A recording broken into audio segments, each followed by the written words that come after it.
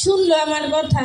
আমার পরিবার থেকে আমার সন্তান সে একজন হয়ে বেরোয় গেল সকালে, আমি জানি না বেরোতে দিব না দেখে আমাকে ঘুমন্ত অবস্থায়, আমার পরিবারকে ঘুমন্ত অবস্থায় রেখে সে বের হয়ে গেল, জানি তার বের হওয়ার পথে কোনো প্রতিবন্ধকতা না থাকে।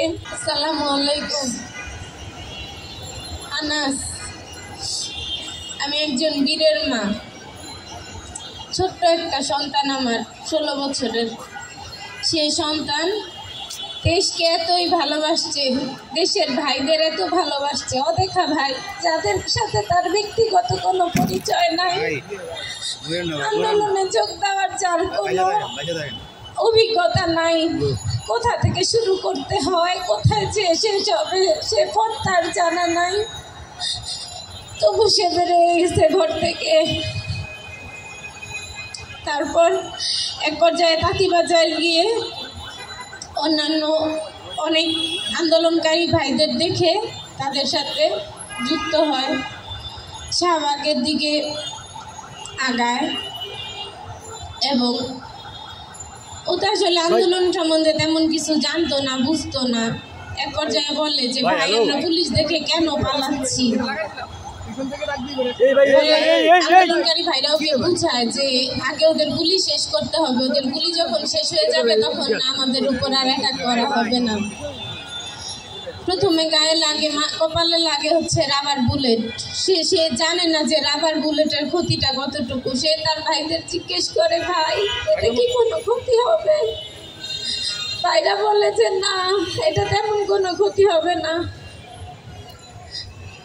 তারপর বলে, গল্প করে ভাইদের সাথে। কিছু সময় যখন আন্দোলনের এক মুহূর্তে সবাই একত্রিত ছিল, পুলিশরা অ্যাটাক করছিল না, তখন গল্প করে সে সব জানতো যে হসপিটালে লাশের বন্যা, মর্গে এরকম অনেক লাশ, ঢাকা মেডিকেল হসপিটাল জায়গা দিতে পারছে না বা চিকিৎসা দিতে পারছে না, আহত মানুষগুলা চিকিৎসা পাচ্ছে না, সব তার জানা, সব জানে সে এটাও বলে গেছে যে সরকার শোক পালন করে অথচ সেই সরকারই আবার ছাত্রদের উপর গুলি চালানোর নির্দেশ দেয়। এমন একটা স্বাধীন দেশে আমরা বাস করি যেটা বিশ্বের আর কোনো জায়গায় নাই। সেই স্বাধীন দেশে যখন তার ভাইদেরকে গুলি করা হচ্ছিল সে সেটা নিতে পারে নাই, সাথে নাই কোনো বন্ধু, একে ডাকে তাকে ডাকে তোমরা কি আন্দোলনে যাবা, আমাকে নিয়ে যাও। কিন্তু শেষ পর্যন্ত কাউকে যখন কানেক্ট করতে না পারে, 4 তারিখ রাতে যখন বলে সমন্বয়করা যে প্রতি পরিবার থেকে একজন হলেও আসেন, আমাকে জিজ্ঞেস করে মা কেন এরকম করে বললাম যে বাবা আমাদের তো ঢাকায়, আমরা যারা ঢাকার বাইরে আছে এরা তো সব পরিবারে আসা সম্ভব না, তাই বলছে যে প্রত্যেক পরিবার থেকে একজন করেও যদি আসে কত মানুষ। শুনলো আমার কথা।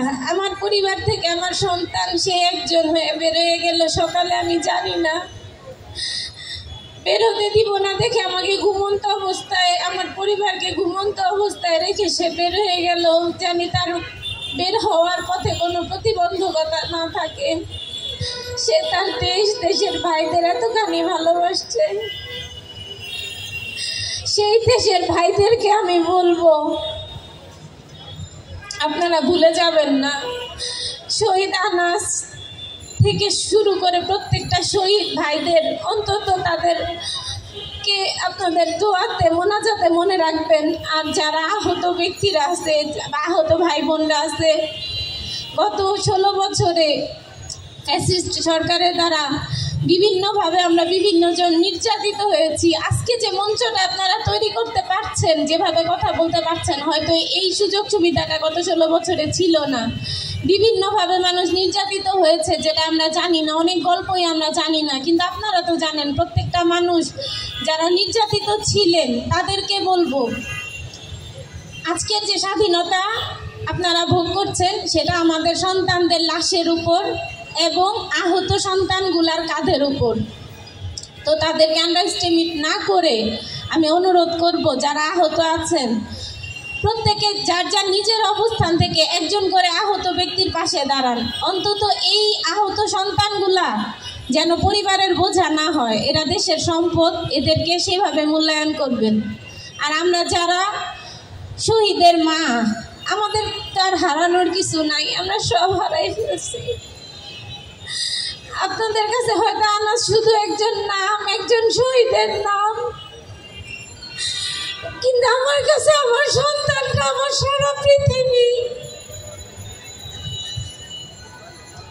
আমার আনাসের জন্য দোয়া করবেন, দেশ সংস্কারের কাজে অংশ নেবেন। সর্বোপরি যে দেশের স্বপ্ন দেখে আমরা এই আন্দোলনে যোগদান করছিলাম, সে দেশটা যেন আমরা পাই, সে স্বাধীন সার্বভৌমত্ব গণতান্ত্রিক একটা দেশ, সে দেশটা যেন পাই। সেজন্য সার্বিক সহায়তা যেখান থেকে যেভাবে করা দরকার।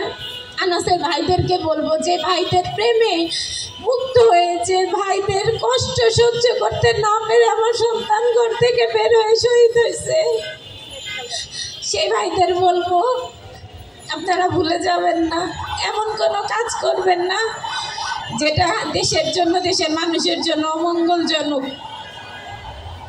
আমাদের সন্তানরা তো শহীদ হয়েছে এই দেশের জন্য, সো সেই দেশটাই থাকবে ফার্স্ট প্রায়োরিটি। এবং দেশের শান্তি, দেশের সার্বভৌমত্ব, দেশের গণতন্ত্র এগুলা যেন ঠিক থাকে, আর যেন কোনো যুদ্ধ না হয়, আর যেন কোনো মায়ের কোল খালি না হয়। একটা মায়ের জন্য তার সন্তানের লাশ কোলে নেওয়ার চেয়ে বড় দুঃখ বা শাস্তি আল্লাহর দুনিয়ায় মনে আর কিছু নাই। বাবা মা বেঁচে আছে আর তার সন্তান তার চোখের সামনে নাই, এটা শুধুমাত্র যারা আমার মতো সন্তান হারা হয়েছেন তারাই জানেন। তো এই জন্যই বলবো যে আমাদের সন্তানদের রক্ত বৃথা হতে দিবেন না, যেন যেই দেশের স্বপ্নে বিভোরে আমাদের সন্তানরা রাস্তায় নেমেছিল সেই দেশটা যেন পায়, সেই দেশের স্বাধীনতা, সেই দেশের সুখ যেন বাংলাদেশের মানুষ ভোগ করতে পারে, সেজন্য কাজ করবেন। আনাস এবং সকল শহীদ আহতদের জন্য দোয়া করবেন।